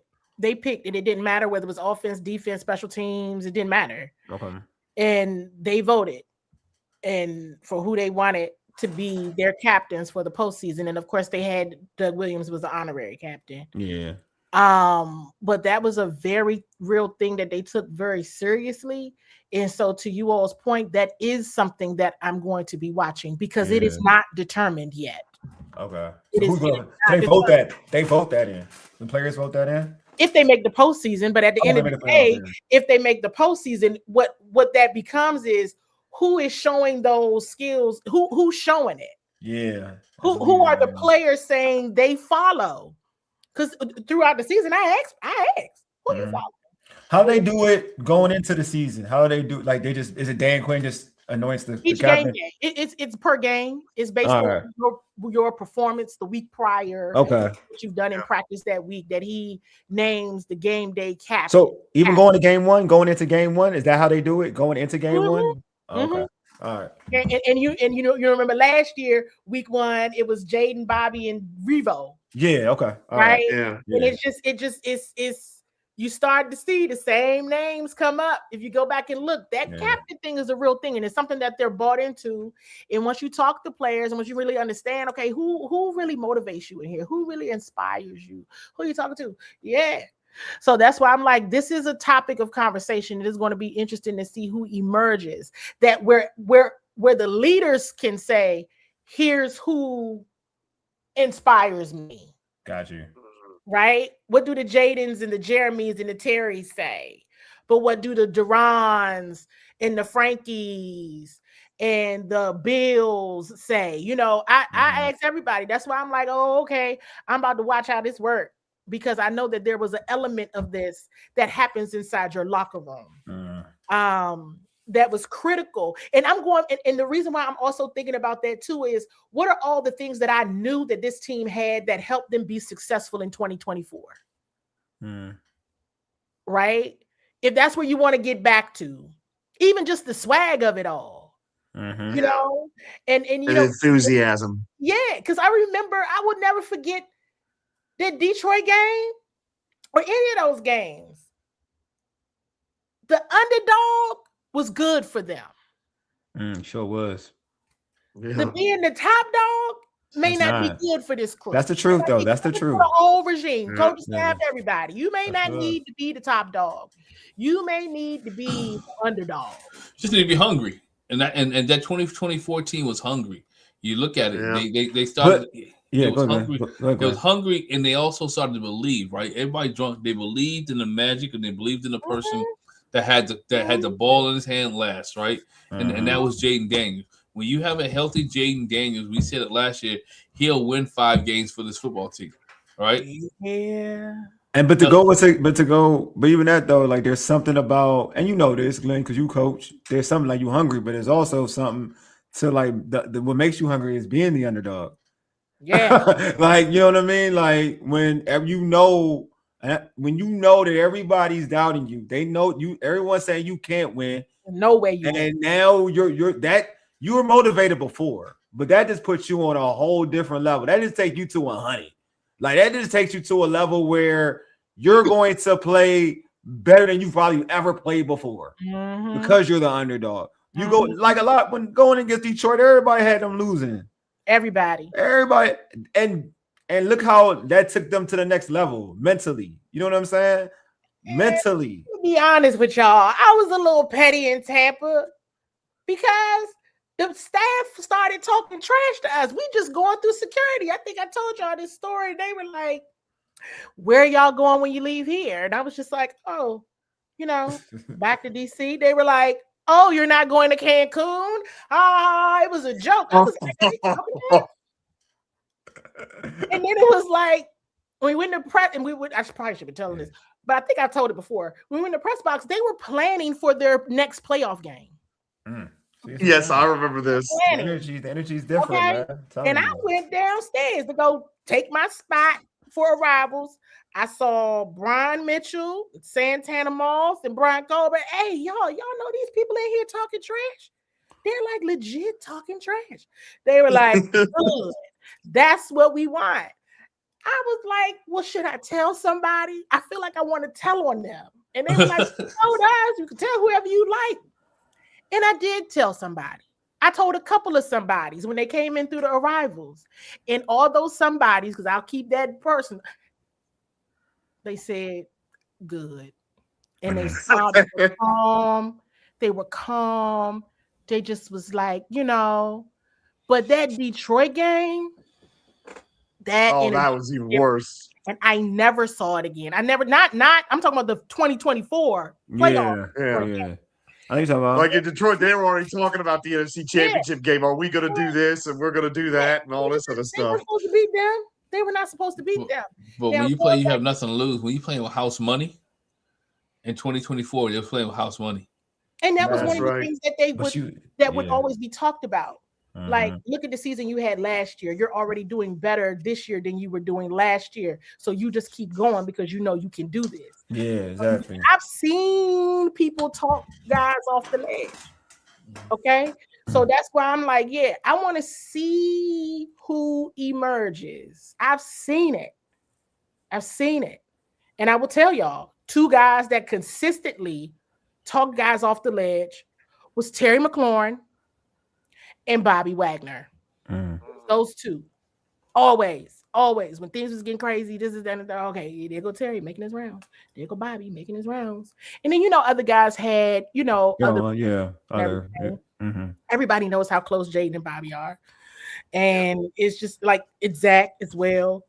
And it's the way you approach the game. It's the way you approach wins. It's the way you approach losses. And one thing that those guys never did, they never got too high. They never got too low. It was kind of like what DQ would say. So it'll be interesting to see who emerges that when someone does miss a tackle that leads to a Cavante Turpin touchdown. When somebody did, blow it. Who is the one that's like, get up, come on, get up. It's a very real thing. And they can't just be looking at each other to do it for one another. Now I wholeheartedly expect Jaden to even take that next level. Of course. Be on that next level of demon time. Yes. He has something to prove. I don't care. He does. You got to look at it this way. He has something to prove. Didn't he had his people in his draft class last year? Caleb Williams, playoffs, right? Drake May, playoffs, right? Super Bowl. Super Bowl. So Bo Nix, right? Could have been Super Bowl, right? So his draft class kind of, if you look at his draft class, they kind of follow his suit. But some of those guys, the media was talking. There was a lot of noise about who was the best quarterback in that draft class, and Jaden name was not mentioned a lot. They were talking about that at the preseason game. Remember? Yeah. Y'all remember that? That narrative started then. Well, amongst Patriots. Amongst the Patriots, yeah. Amongst Patriots media after joint practice. That narrative started last August. And so yes, Jaden for 100%. He hang out with Tom Brady, I believe he is somebody who has taken a lot of what he has learned in the last 2 years, and Marcus is still there, so that's very good for him. Got a lot of weight. Gotta have ice water in his veins. No, I just think that for him, he's going to be fine. He's going to be. It's all predicated on the coaching. I'm gonna be real with you. It is. Everything's predicated on the coaching. No one knows what David Blough is. I like what David Blough had to say, so I'm off of face value, off wordplay alone. But I'm not I don't like to dive into wordplay because I've been fooled before when it comes to people talking to the media, coaches. So, but I do like a lot of the stuff he said. I just feel like conceptually, it's a way that you should be coaching offense in modern football, the way he does it, the way he talked about it. So I do like that. So I have faith that Jaden will, having Jaden understand that there's a lot of things that I do like that from what David Blough has spoken of. But obviously it's just me, but that's also a transition, right? That's something he hasn't done in the NFL. And it's something he hasn't really done in college like that, being under center. He's pretty much been a shotgun quarterback even in college. But he's a smart kid. So I just think that there's something he can pick up. But again, I even that alone, I just feel like it's all about coaching. Like Durante Jones getting an opportunity to be a defensive coordinator, and being a first-year defensive coordinator in the NFL, just to see what he's going to do. But again, I think anything's better than Joe Witt Jr. So I don't even. I shouldn't even be that. Very unfortunate. That was an unfortunate situation because he made a lot of people look bad. That's what I'm saying. Right. I do agree with that. A lot of people look bad in that. In a lot, it wasn't good. It was bad. Yeah. It was bad. It was so bad, and it was bad. I'm also say this about Jaden. Jaden also, if you all haven't noticed, use your clues. One of the things that I know I've picked up on, he has to build trust. Yeah. So once he know he can trust you, he gonna use you over and over again. Once he even knows that you're gonna get him the football back, now he's bought in to you. Yeah. But it's like whoever is getting there, like hey, if any of you guys are watching, some of them do, you might want to get there at 4 or 5 o'clock in the morning, like the rest of them. You know, now it's not the time. You know, like you talk about learning from other people. They was there at 4. They left when it was dark. They was there when it was dark. So, I mean, all of those things matter because those are the times that you're spending together and you're building together and you're watching film, because that's what's going to be really important for your linebackers. How quickly are you able to dissect what is happening? How calm can you be? And Coach Quinn talked about this, and David Aldridge asked him, and he made it very plain. And you can see when you go back and look at the folks who have played linebacker or when he's done safety and the safeties have worn the green dot, what he's looking for in that position. Quick, speed, physical speed, athleticism, but there's something about intellect here. And if you're not in that film room, of course, yeah, definitely. If you're not in that film room, if you're not able to pick up on what they're doing quickly, right, and then effectively communicate it, it is going to be a big deal. And that's why guys like Sonny Styles will come in the league, guys like Caleb Downs. Hey man, but it's been a dope show, fellas. It's been a dope show. We've been on here. I want to appreciate everybody in the chat. Oh, definitely. Appreciate everybody that's been rocking with us. All 164, 65 of you guys. Yeah, it's going up. That's been going up. That's been rocking with us all night long. I want to thank Candi from Bowie TV. Please check out Bowie thank TV. You, Candi. Yeah, Candi Waller. Plug your stuff, Candi. Plug your stuff. Plug your stuff. Bowie TV. Subscribe on YouTube. Follow me at Wole SE on X or Candi Waller. Go ahead and just Google me. You can find me everywhere. CEO Wole, Bowie TV Sports. Find us everywhere. Look, like I said, like Coach Prime says, I ain't hard to find. If you're in Prince George's County, Maryland, you can find us on Comcast if you have not cut your cable, channels 190 and 1097. So I think next up, OTAs are open to the media on May 27th. Dang, we already there. We definitely there. Definitely there, man. George Wole, any final thoughts before we rock the up out of here? No, it was great work. Always appreciate everybody in the chat. Appreciate Candi. She's always dope. Paul said thanks, Candi. Get rest because June and July. Yeah, I don't know. Candi needs some rest. So y'all better write these dates down. May 27th, we could be there. June 2nd, June 9th. Then we do like the interviews with like the offensive coaches on June 10th, defensive coaches on June 11th, and then their mandatory camp is June 16th, 17th, and maybe 18th. But I think 16th, 17th, 18th. So it's always lit, man. It's always lit. But this has been dope. Like Glenn said, appreciate everybody. Appreciate George, Glenn, as always, Candi, as always, as well. Everybody in chat, man. We don't have a show without y'all. Y'all make this thing real dope. I keep saying it. I mean, I'll be lying when I say it. You guys make the show. So without y'all, this ain't a thing for real. So we really appreciate y'all. Anyway, you've been listening to All Burgundy and Go Errrything, powered by the Urban Sports Scene and Fox Sports Radio 96.9 FM and 1340 AM. Hopewell, Virginia, for ages. You dig? Deuces. We are out. Peace.